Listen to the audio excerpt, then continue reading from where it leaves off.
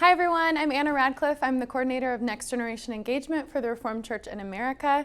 You may have gotten an email from me about an intergenerational ministry strategy called the Growing Young Cohort. If you're interested in creating an intergenerational ministry in your congregation, you can check out rca.org/growingyoung, or you can email me.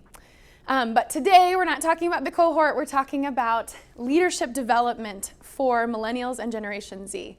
Before I go into this leadership development, this newfound strategy, I'm just going to do a little definitions of what is a millennial and what is a Generation Z.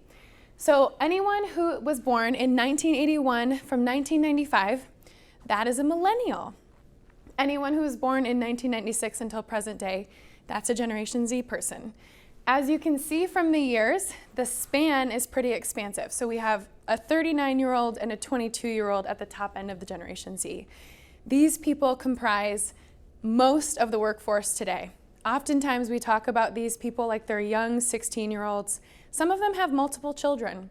So when we think about Millennials and Generation Z, let's not call them young leaders, let's call them leaders. And the way in which we think about leadership development and the pipeline of how to raise these leaders, there's kind of two mental models that we have operated in the past with leadership. When you think about developing leaders in your church, oftentimes I'll walk into a congregation and ask one question. Who are you raising up that could take over your church 10 years from now? What about 5 years from now? What about 2 years from now? Do you have someone in your congregation that comes to mind when you think about handing over your leadership legacy? If there is someone that comes to mind, my next question is, how are you raising them up? Traditionally, in old models of leadership, we would delegate tasks to a potential leader and elevate how they were doing.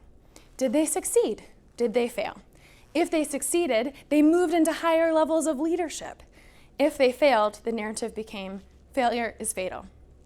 In kind of the new model of leadership, developed by Growing Young. It's a book published by the Fuller Youth Institute. The mental model is keychain leadership. When I think about keychain leadership, I'm reminded of being a young child taught how to swim. My dad showed me the strokes. My dad told me the strokes. And then my dad invited me into the pool and showed me and told me the strokes again. This leadership model is a coming alongside process. It's not handing over the keys to your Chevrolet and saying, good luck, I hope you learn how to drive. Instead, it's getting into the car, getting into the passenger seat alongside them, teaching one another how to be trained up and raised up into the leadership role that they're hoping to possess. This leadership is the exact same leadership that works for Millennials and Gen Z. It's not earth-shattering, it's just good discipleship. If you have someone that you're thinking of that is a leader that you're hoping will lead in your congregation, that could take over your leadership legacy, how are you bringing them alongside you? How are you teaching them and training them and reviewing alongside them so that their narrative no longer continues to be failure is fatal? This is what it means to be a keychain leader.